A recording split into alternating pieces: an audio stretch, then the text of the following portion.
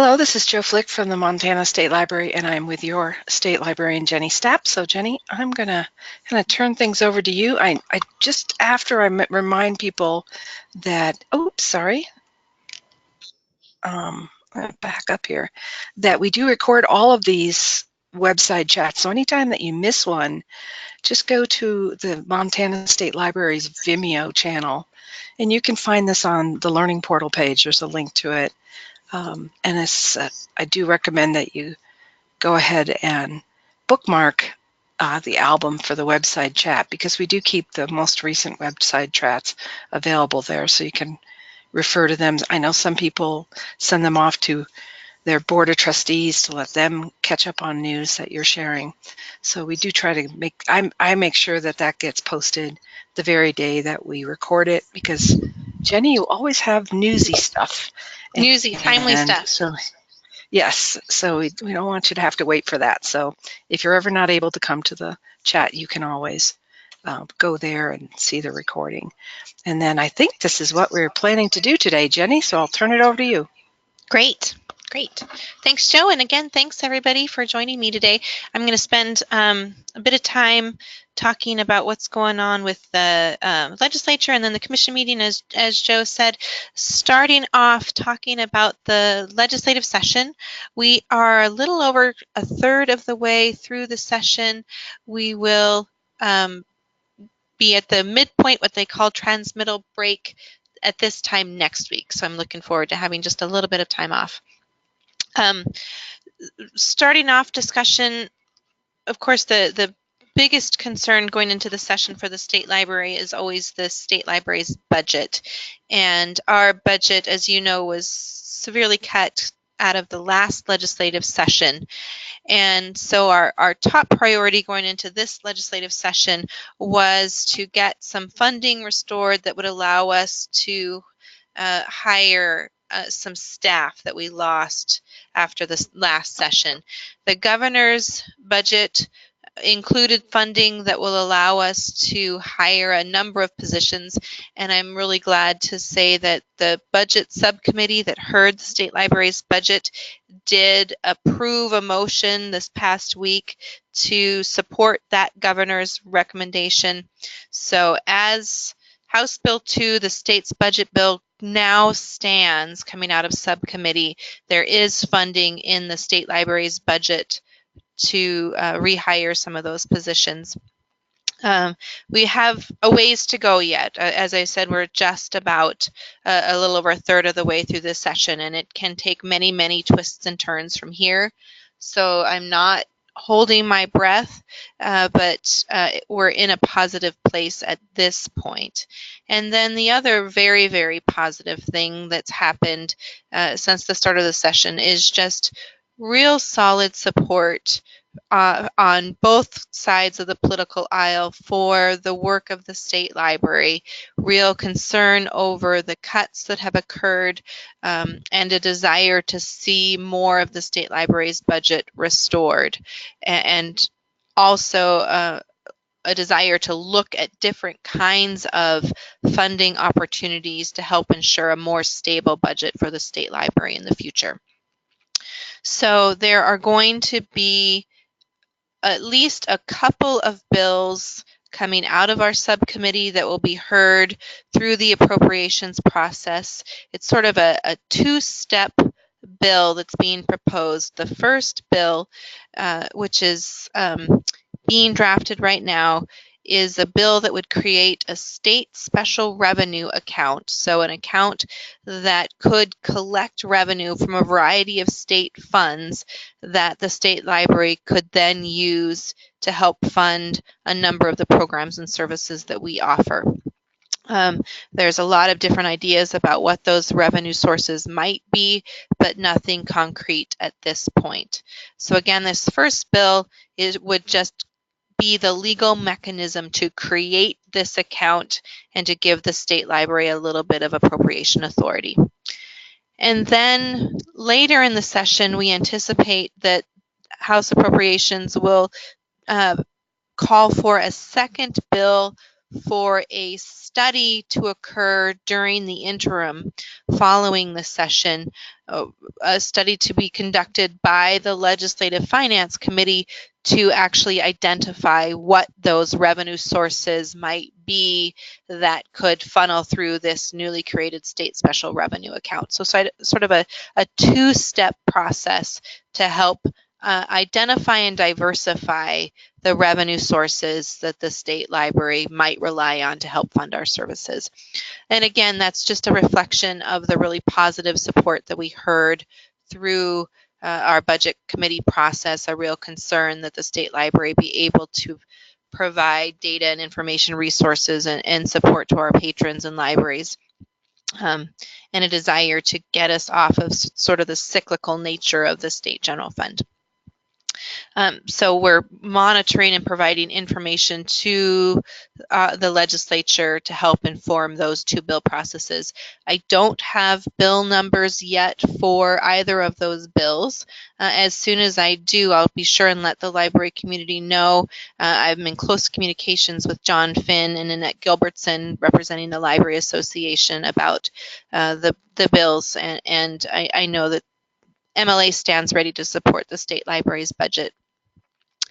Because that's sort of a future-looking agenda, there's also some discussion amongst legislators about how to provide the state library with some additional funding for this upcoming biennium.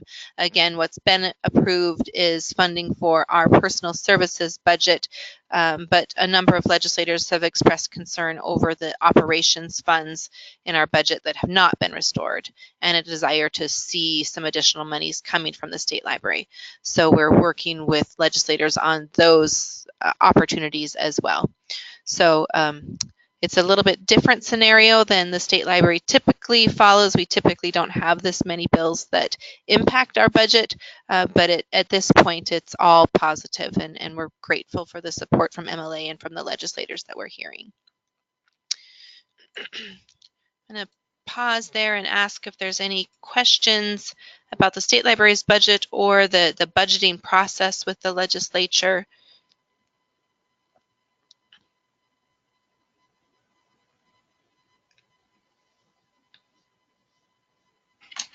And everyone's mics are available to them if they want to unmute themselves and jump in here. I haven't seen anything come into the chat box. Great. Okay, so in addition to the budget, we of course monitor all of the bills that work their way through the legislative session, and there are a lot of them this year, but there's not a lot that directly impact the state library or libraries, and that's a good thing. It's easier for us to monitor that way. There are a handful of bills that we've been talking about, a couple that we've testified at. One that was of real concern early in the session was House Bill 354. It was a bill that would have caused libraries to be fined if libraries held any kind of content in their collections that was considered pornographic, or if libraries provided access to information that was considered pornographic through public access computers. The Montana Library Association opposed the bill on the grounds that those decisions are largely left up to library boards. Libraries have good collection development policies that already address the content of their collections, and have internet access policies already in place, and MLA wanted to ensure that that authority to make those decisions was left up to local library boards. I'm glad to say that that bill was ultimately tabled in committee.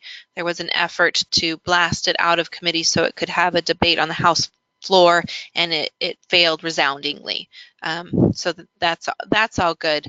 That was the one real significant bill that MLA has taken any direct action on to date. There was another bill, House Bill 52, that shouldn't have impacted libraries or the state library in any way, but through a legislative drafting error, it had the potential to eliminate the coal severance tax funds that come to the state library to support libraries. Everybody recognized that there was a mistake in drafting. There was no legislative intent to cause that kind of harm, and so an amendment has been drafted to correct that error, but it does have to go through a hearing and amendment process to make sure that that error is corrected. So MLA and the State Library was at the hearing for that bill earlier this week, and we're monitoring to make sure that that amendment is appropriately moved. We're looking now at bills that have more broad implications for libraries. House Bill 372 would increase the inflation limitations that are currently imposed for mills for local governments. So this has the potential to increase the inflationary factor for libraries that have dedicated mills or general funds from local governments that are funded through mill levies, and then libraries that potentially receive some of those general funds. There's certainly proponents to the bill. It's a bill that's being supported by the Montana Association of Counties. There's also opposition to the bill. And so Nanette, our lobbyist, is doing some research about the bill to help better inform MLA about what approach we might take to supporting this bill. There's another bill, House Bill 457, which would require internet customers to opt in to allowing internet service providers to share their personally identifiable information. The way the law stands right now, patrons can, or users can opt out, but they have to go through hurdles to opt out. This would require an opt-in, where people actually had to say, yes, it's okay for the internet service provider to share my data and sell my data. Again, MLA is currently evaluating this bill to determine whether or not it's something that MLA would want to support. And then we're also looking at a broadband fiber deployment bill that would create a property tax moratorium for businesses that deploy fiber on their property. So those are the kinds of bills that we're looking at. Again, none of them directly have implications for libraries, but some of them certainly align with library values. Some of them have some opportunity for some additional funding for libraries. And so MLA is doing good research. And I wanted to remind all of you that we have a great active Government Affairs Committee, and there are members of that committee that are assigned to communicate with libraries around the state. So be on the lookout for emails from them, and they will notify you when MLA members should take action on these pieces of legislation or any other kinds of legislation. So please do reach out to them, respond when they have information requests, respond by communicating to your legislators when requested by these folks. And if you're hearing about legislation or you have questions about any pieces of legislation, concerns about any legislation that MLA might be looking at, or just questions about how to communicate with your legislators, that's what we're here to support. So please do reach out to any of us, John, Nanette, or any members of the Government Affairs Committee. And I just made a note in the chat, but you took a little bit of time last month and at the January website chat to do a little tour of some of the online tools that are available to anybody to check up on information about where a bill stands in the legislative process. So if you want to know more about that, or if you have patrons that are researching bills, check out the website chat from January. There's a really good little tutorial there on how to find those resources. Thanks, Joe. And there is also a video of how to conduct research and search for bills through the state system. It's called the laws system.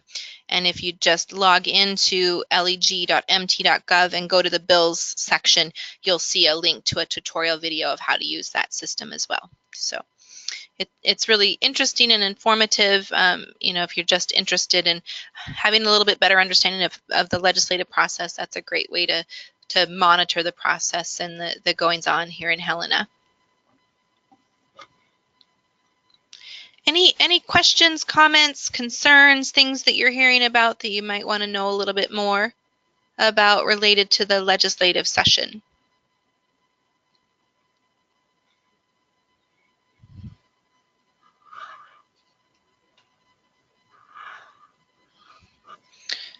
All right, then let's take a little time to talk about some of the activities that came out of the State Library Commission meeting last week. There are a number of things that I want to make you all aware of. A couple of just draft policies that the Commission is considering. For those of you who aren't familiar with the State Library Commission, they are the governing body of the State Library, and they consider the policies of the State Library. Our typical process is that the Commission will review policies in draft at one meeting and then take action on the policy at the next meeting so that they can get input from staff and other stakeholders. So there's two policies that the State Library currently has as draft. One is a limited English proficiency policy. This is a policy that is required by our federal funder, the Institute of Museum and Library Services. And it basically requires us to ensure that if requested, we're able to offer information resources and program materials in alternate languages other than English. We, to date, haven't gotten those requests, but we want to be prepared in the future when those needs arise.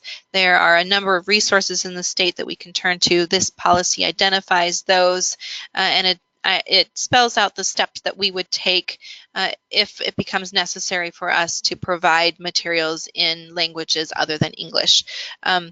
Because this is a policy that we would turn to if any patrons in your libraries have need for materials that are offered through the State Library, I do encourage you to take a look at this policy and provide any feedback. You can provide that feedback to Tracy or Kara Orban or directly to the State Library Commission. And then the other policy that the State Library Commission has under draft is actually the State Library's own collection development policy. We have a couple of fairly significant changes to that policy. Our own collections focus on state government information about the natural resources of Montana and geographic information, and then materials for our talking book library patrons. And under previous collection development policies, the Talking Book Library collection had its own policy that was separate from the collection development policy for the other collections that the State Library maintains. This draft of the collection development policy combines those collections into one collection development policy. And then the other significant change pertains to our government information collection. I think most of you know that the State Library went through an administrative rules process recently to modernize the state publications depository program to put more emphasis on digital state publications and how we manage state publications through a web archive that archives state agency websites and captures agency publications that are posted to their websites. So with the finalization of that administrative rules process, we wanted to make sure that our collection development policy reflected those changes. And then additionally, pertaining to government information, we have an interest in collecting county government websites as well and archiving those. There's a couple of reasons why we think this is important. First, we know that much of the information that's contained in state government publications has implications for county governments and vice versa. And so we think that there's a nice complement to local government information that's collected and maintained through county government information to what we collect in state government information. And secondly, as is spelled out in the administrative rules, we really want to work towards encouraging any library to view themselves as a government information center. And one fairly ready way to do that is to provide access through your websites to the state government web archive, and we think that it would be helpful to you to also have access to a county government web archive as well. So this collection development policy identifies county government information as something that we want to try to capture through a web archiving process. It's the first step as we begin to explore what this could mean for us and how we might be able to use this information to help you provide government information to your patrons. So a lot more to come on that process, but again, the first step is just getting the proper authority from the State Library Commission to have county government information as part of our overall collection development policy.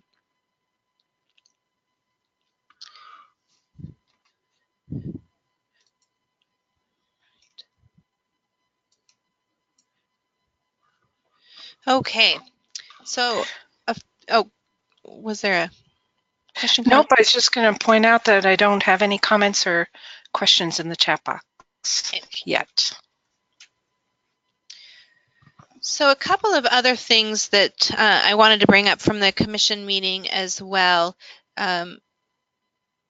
Most of you know that we've been working to manage a brand new account that has our coal severance tax funding in it, and we've gone through some significant changes after the last legislative session that created some cash flow challenges for us that has caused us to sort of delay our expenditure of those funds until we got a better sense of what that cash flow would look like. At this point, the cash flow in that account is looking very promising. We actually have almost enough cash to fund the full authority that we have to spend those monies this year, which will leave us, we hope, a nice cushion of cash to start the next fiscal year. And then we also now have a comfort level to begin to spend some of those funds. And so the commission took action to approve some changes to the state library budget this year that will allow us to spend some of those monies on some new programs that I wanted to take some time to talk about. First and foremost, we're going to send out to libraries what equates to about $40,000 in additional Federation funds. So public libraries will be receiving those payments in the near future. Those monies need to be spent in accordance with Federation plans of service. So that's money to be spent this fiscal year. And then because we anticipate that we'll continue to have this increased amount of coal severance tax funding, the commission also authorized federations to build their FY20 plans of service on an increased amount of funding.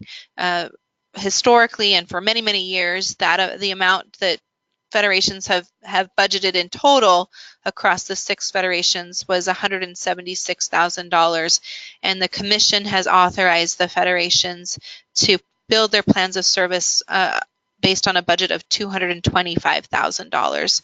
So a nice little increase to the federation grants. And again, as federations begin to build their FY20 plans of service this spring, that's the amount that they can budget.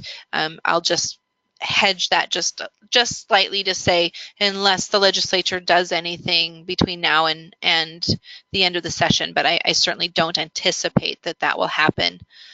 So we're excited to have that little bit of an increase in coal severance tax funds for the Federation plans of service.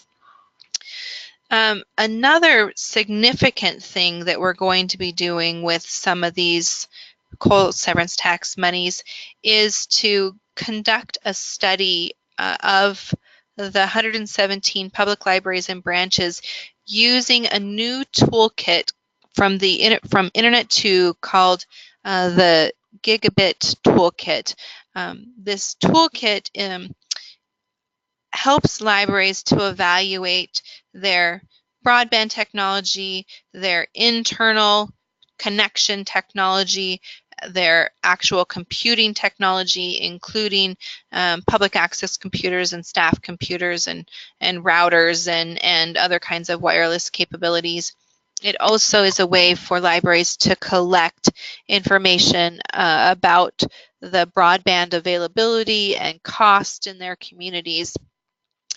We are entering into an RFP process to hire a contractor that will communicate with all libraries to conduct this study on your behalf and on behalf of the state library, so that we can have a really comprehensive data set about the current state of library IT and broadband in Montana. We think that this information will be useful to all of you as you make requests to upgrade your technology. There's legislation going through the session right now tied to the infrastructure bills that would fund local government grant programs to enhance broadband in communities. This is information that you could share with your local governments to help procure more broadband through that grant program if that program passes. And the state library can use that information as we evaluate future opportunities for programs to help enhance technology and future budget requests, future legislative requests, and so on. So the hope is that this won't be too onerous on any of you, that the consultant will be doing the bulk of this work. They will need to be in communication with all of you and perhaps with your local internet service providers. We recognize that people have varying degrees of familiarity with this kind of information, and our intent is that the consultant really do the work to gather this data for us and for you with minimal intrusion for you, but hopefully maximum benefit. I'm gonna pause and ask if there's any questions about that. We are just launching the procurement process. We're anticipating that the RFP will be open for about 3 weeks. And so then we'll be doing an evaluation of the responses in late March. We hope to get a contract in place by early April. And then the hope is that the consultant can complete this work somewhere around the end of June, although that's a pretty tight time frame. So we're being a little bit flexible in what the time frame might look like.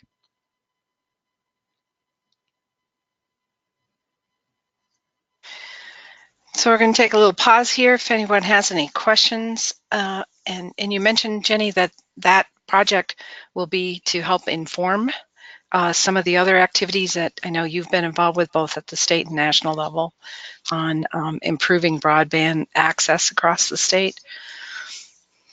Exactly, Joe. We'll have, probably you'll be hearing more information about that.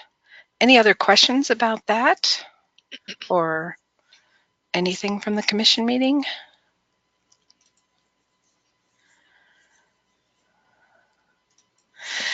Everybody's just listening politely this morning or this afternoon, I guess. All right. So just a few more updates. One other use of some coal severance tax monies that we're looking at is a pilot that we're going to conduct with the Digital Public Library of America, and we're just beginning the process of scoping this pilot. Some of you might be familiar with the DPLA through our involvement with the Montana Memory Project. The Montana Memory Project, in partnership with the Montana Historical Society and the 2 university libraries, contributes all of the content from the Montana Memory Project to DPLA's Cultural Heritage Interface, which provides national exposure to that content.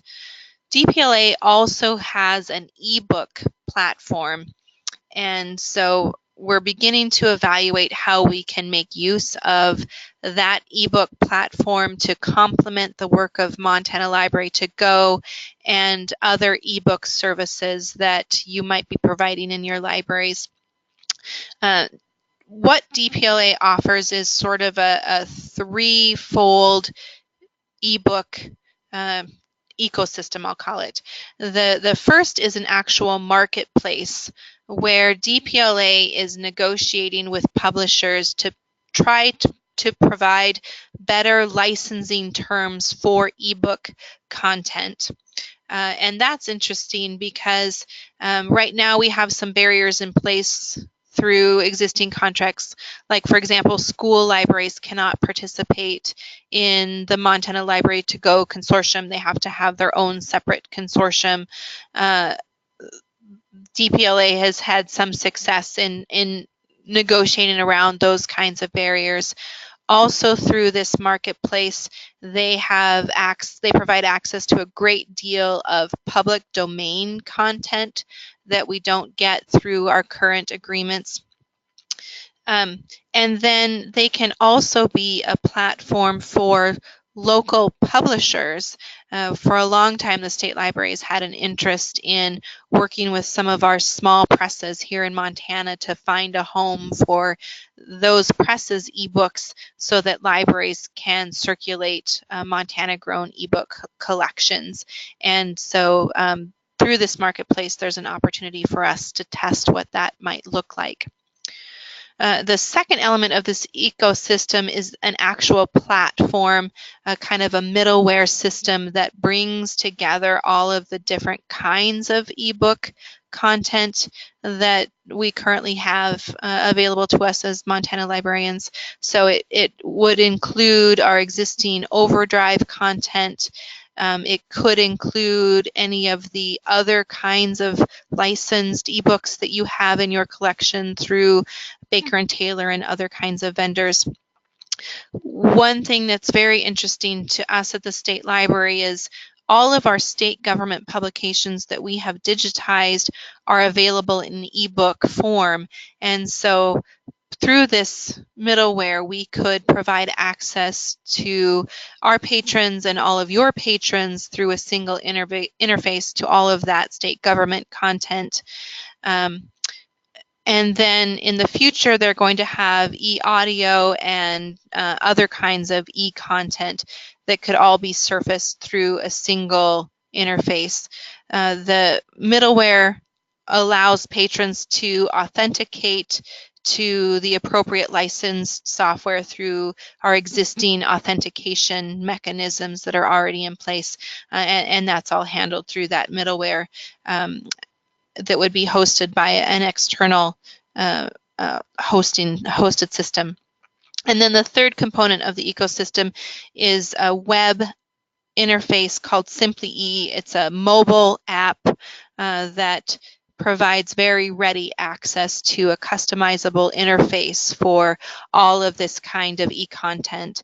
So patrons wouldn't have to go to multiple different sources to access multiple different types of ebook collections. It could all be accessible through a single customizable interface.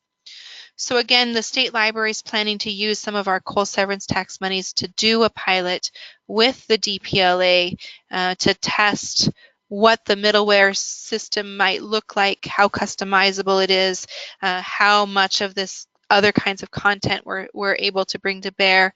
We're very interested in understanding how having access to additional content like public domain content, classics kinds of ebooks, how that could impact issues that libraries have around holds and other kinds of collection development concerns. So those are some of the things we're going to be testing. We're interested to know what usage is like for people if they have interest in reading or reviewing state government ebooks and so forth. So again, a lot more to come on that. We're just in the process of scoping what that actual pilot will look like, and beginning to identify 2 or 3 libraries that might want to participate in that program with us.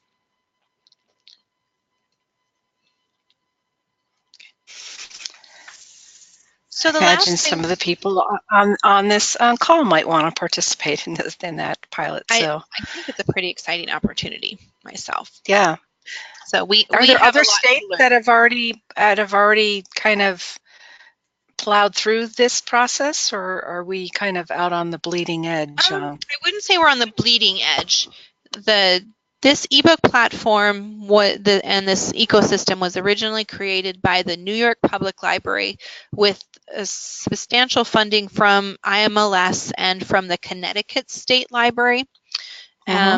So the Connecticut State Library was the first to be involved, and DPLA is working with states to do these kinds of pilots.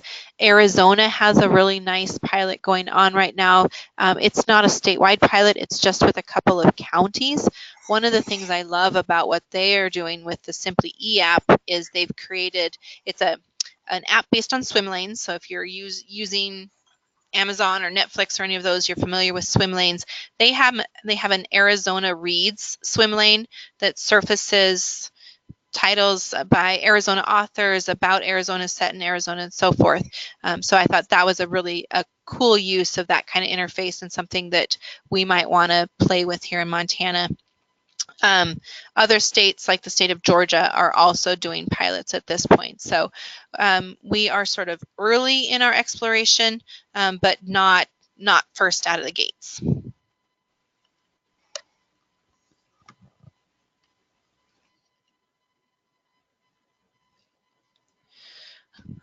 The last topic I wanted to bring up from the State Library Commission is something that you're going to be hearing quite a bit more about throughout the spring at Federation meetings. It's going to be discussed at the Conversations with Commission, which is the Thursday morning of the Montana Library Association.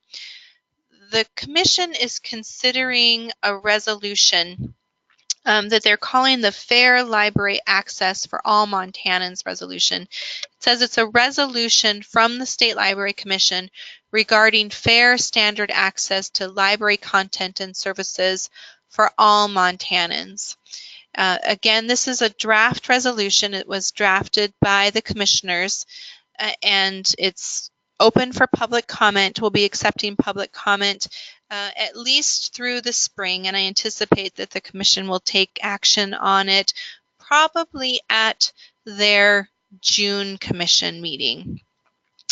And really what the intent of the resolution in my mind is to create a touchstone for the State Library and the Montana Library community to really express the value that we see in having, the word right now is sufficient. I think that word is open for debate and discussion, but sufficient library services to meet their needs, with the understanding that what sufficient services mean is really an individual question and a community-based question. But we hope that libraries will consider what it means to provide sufficient library services, and that we at the State Library, through our library development efforts, can help libraries to ensure that regardless of where you are in Montana, you have access to library services that meets your needs as an individual and as a community. We know that there are resource challenges around the state, And having something like this as a touchstone gives us a way to talk about those resource challenges and barriers that might exist to really fulfilling the intent of this resolution around the state. We know that the lack of resources and other challenges manifests itself in a wide variety of ways. And it's the job of the State Library, working with all of you, to help figure out how we can reduce those barriers. And again, this resolution creates that touchstone, that way for us to measure whether or not we're achieving those goals. In the future, I see this resolution becoming the basis for a review of our public library standards. It will help us to more succinctly evaluate some of the information services and technology offerings that we work to support here at the State Library. And there may be other opportunities that come from having this kind of resolution, this marker in place that we can look to as we continue to help provide the best quality library services around the state in partnership with all of you.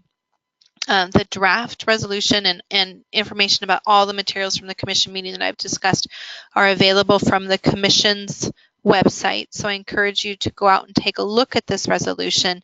Again, you're going to hear us talking about it in meetings over the course of this spring. We're looking forward to discussing it with all of you at your federation meetings and at the conversations with the commission at MLA. I think this is a really important document coming from the State Library Commission, and I'm really looking forward to the feedback from all of you as this moves forward. And that also serves as a nice invitation to come to the conversations with the Commission at MLA. And there is a comment in the chat box from Jackie Scott. Thanks, Jackie. She says she's thrilled to hear that the State Library is doing a broadband technology study, especially for small libraries like mine who do not have a budget for IT or tech librarians. She recalls that it was the BTOP grant hired a consulting organization, Morrison. Merrily. Yeah, Merrily. I was forgetting how to pronounce that. Morrison Merrily, which really was helpful in getting their library up to date. Yes, we know it's been a while since that was done. So it really has been. It's really time. And if you haven't looked at this toolkit, it is available online through internet too, the Gigabit Library Toolkit. It's a pretty straightforward document. The State Library has asked for a little bit of additional information that the consultant we hire will help us gather from all of you, but this is really intended to be a helpful document for you and for us. And again, this is one of those things where we think we can use this information to do future programs, but we really feel like we need to have this kind of data first. And so we'll do our very, very best to make it minimally intrusive on you, and we certainly appreciate your support as we try to get this data. Jackie, I'm glad to know that it was useful in the past, and hopefully we can replicate some of that in the future. Always good to have the data ready too, because if an opportunity comes by, you oftentimes have to have the data in hand in order to qualify for a grant or program. So yeah, exactly. And there's a lot going on both at the state and federal level, which we're fortunate, Jenny, that you kind of keep an eye on all those things for us in trying to get broadband expanded to rural areas across the country, including Montana. So, Well, thanks, Joe. And I don't have any other comments in the chat box for you. Does anyone want to speak up at this point? Any questions or comments? Anything you hoped I might address that I didn't?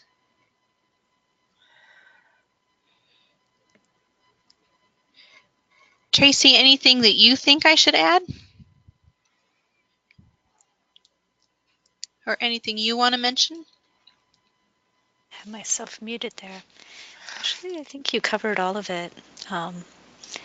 I just sent you this, but I think this might be of interest to some of the librarians. So I'll just mention, I noticed that there is a House bill clarifying some of the limitations on service animals. And I know a lot of libraries have really struggled with that.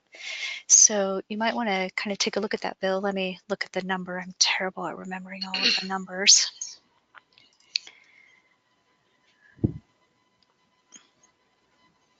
See if I can find it here. Tracy, yeah, I see it here. It's 439, House Bill 439. Yeah. So that's pretty interesting. It has not had a hearing yet, but I wanted to kind of mention that since I know so many librarians have had people come in and have had some challenges with service animals. And I think if I recall that there was a similar bill last session that MLA, I think MLA may have supported it. I'll have to go back and review my notes, but you're right, this is an issue that can be problematic, and more definition is helpful.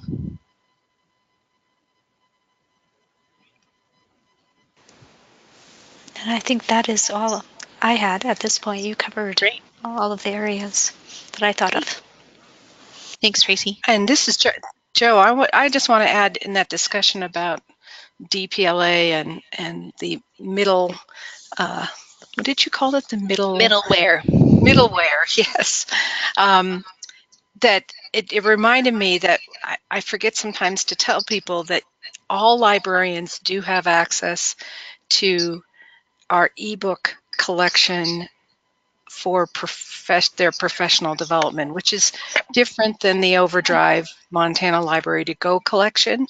And all you need is a state library library card, which of course every librarian in Montana and all library trustees as well are eligible to receive. So if you're interested in taking a look at that collection, there's also a good number of reference materials in that collection. Do let me know. I'll be happy to help you get a library card so you can expand your options to stuff you can get, good stuff you can get online from your state library. Thanks for that reminder, Joe. It's a really helpful collection. It does have a lot of great, relevant, current professional library development materials. It has leadership materials. It has information about current information technology. Staff work really hard to keep that collection very current, very fresh. You know, a lot of that kind of thinking changes at a fairly rapid pace. So we really try to keep that collection very current and very useful to librarians. And if there's when you're perusing that collection, if there's ever something that you wish was in it, you can always let me or Jessica know. And Jessica Edwards, she actually does the purchasing. And we're always expanding that collection as well. So with that, I'm going to go ahead and stop our recording unless we have any other comments or follow-up questions. Okay, so thanks, Jenny. Thanks, Tracy, for that little update. And thanks, everyone, for attending today. We will stick around after we stop the recording for a little bit. But if you're watching the recording, do check the description. I'll have a couple links in there to some of the resources that Jenny was talking about today. Thanks. Thank you, Jenny. Thanks, Joe. Thanks, everyone.